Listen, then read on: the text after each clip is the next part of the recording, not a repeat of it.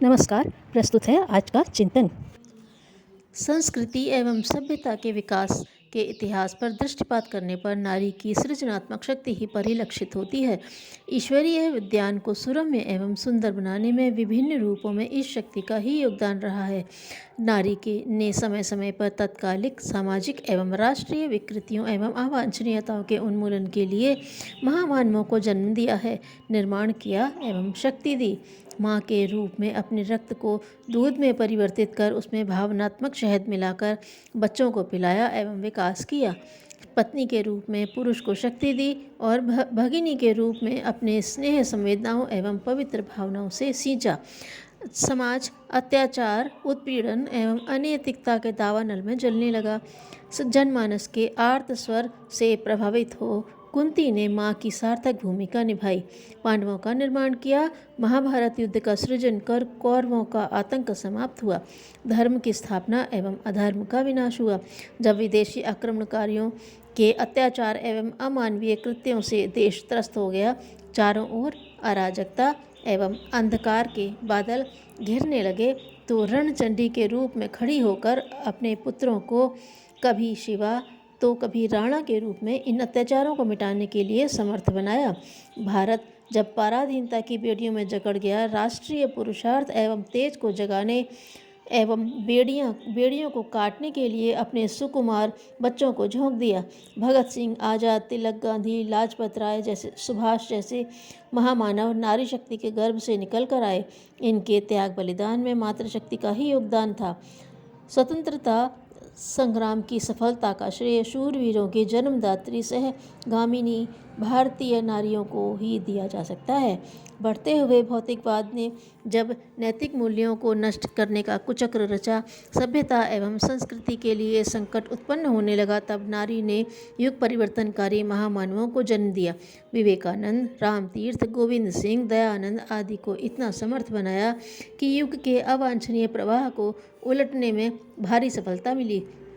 संस्कृति एवं सभ्यता का जो विकसित स्वरूप आज दिखाई दे रहा है, उसमें पुरुष ही नहीं, नारी की भूमिका ही प्रधान रही है। महामानवों के उज्जवल इतिहास में उसका ही त्याग बलिदान झलकता दिखाई देता है। उसके ही आंचल में पलकर स्नेह अभिसिंचित दूध का पान कर प्यार दुलार पाकर महामानव फलते फूलते चले गए। सृजन, अभिवर्धन एवं श्रेष्ठ व्यक्तित्व के निर्धारण में चिरकाल से वह अपना त्याग बलिदान प्रस्तुत करती रही है। इसे समय का अभिशाप कहा जाना चाहिए कि नारी के अंतःकरण की कोमलता को वस्तुओं एवं व्यक्तियों में आबद्ध करके आदर्शों एवं सिद्धांतों से विमुख किया गया।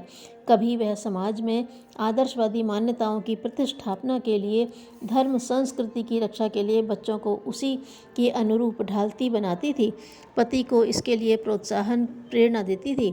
परिणाम यह होता था कि सहज स्नेह अभिसिंचित प्रेरणा को पाकर पुरुष श्रेष्ठता की ओर बढ़ने एवं आदर्शों की रक्षा के लिए बड़े से बड़ा त्याग करने को प्रस्तुत रहते थे और हिचकते नहीं थे। किंतु जब उसे पारिवारिक सीमा में चौके चूल्हे तक सीमाबद्ध कर दिया गया, तो उसकी प्रखरता नष्ट होने लगी। पारिवारिक सेवा शालीनता का स्थान मोह ने तथा व्यवस्था का अति संग्रह एवं व्यक्तिगत उपभोग की प्रवृत्ति ने ले लिया। अंतःकरण की विशालता संकीर्णता में बदल गई।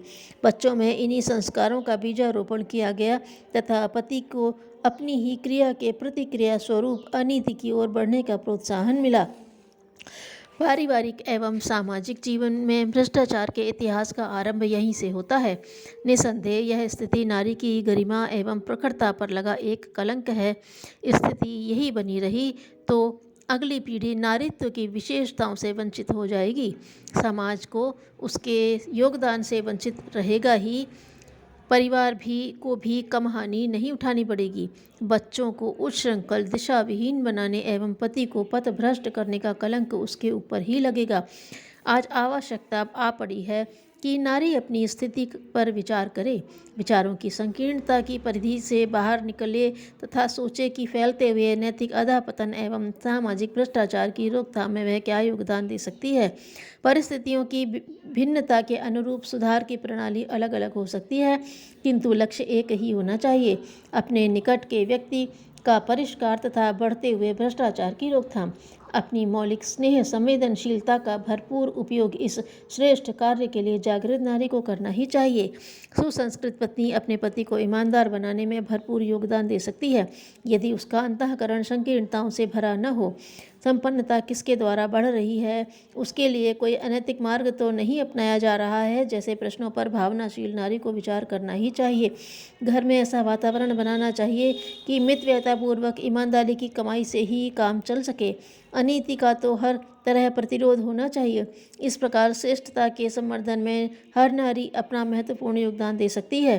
पुरुष जब भी नैतिक बंधनों मर्यादाओं को तोड़कर पतन के गर्त में गिरने को आगे बढ़ा तो पत्नी के रूप में नारी ने ही अभीष्ट अवलंबन दिया, उसकी उच्छृंखलता को मर्यादित किया तथा असामाजिक होने से बचाया, समाज में सम्मान के योग्य बनाया।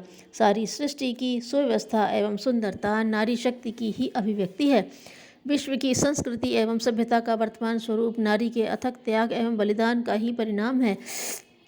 नारी में महानता के सारे गुण बीज रूप में विद्यमान है, जिनके द्वारा वह आदिकाल से महामानवों के निर्माण एवं सामाजिक आदर्शों की प्रतिष्ठापना में अपना योगदान देती रही है।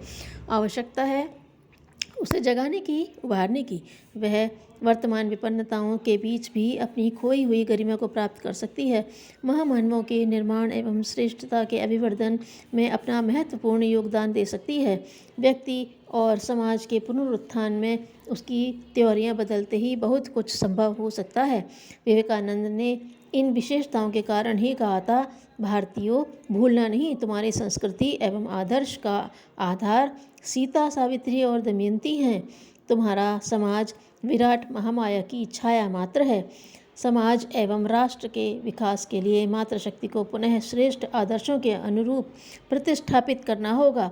उसकी अंतःशक्तियों के जागरण अभिवर्धन करने का प्रयास करना होगा, तभी उसकी क्षमता एवं शक्ति का सदुपयोग कर सकना संभव है। नारी के योगदान से समस्त विश्व सदा ऋणी रहेगा। मातृशक्ति को अपनी भूमिका निभा सकने योग्य स्तर तक पहुंचाना हम सबका पुनीत कर्तव्य है। एक कहानी। शास्त्र का वचन है, 10 पुत्र समा कन्या यस्या शीलवती सुता, अर्थात सुलक्षणी कन्या 10 पुत्रों के समान होती है। सीता से मिलने जब जनक चित्रकूट गए तब सीता को तपस्वी के वेश में देखकर गदगद हो गए। उनके मुख से निकल पड़ा, बेटी, तूने दोनों कुलों का नाम ऊंचा कर दिया, जबकि पुत्र एक ही कुल का नाम ऊंचा करता है। राजा अश्वपति की इकलौती कन्या सावित्री ने गुण और चरित्र संपन्न युवक सत्यवान से विवाह किया और चरित्र बल से यमराज को नतमस्तक कर पति को छुड़ा लिया। पिता का नाम अमर कर दिया। धन्यवाद।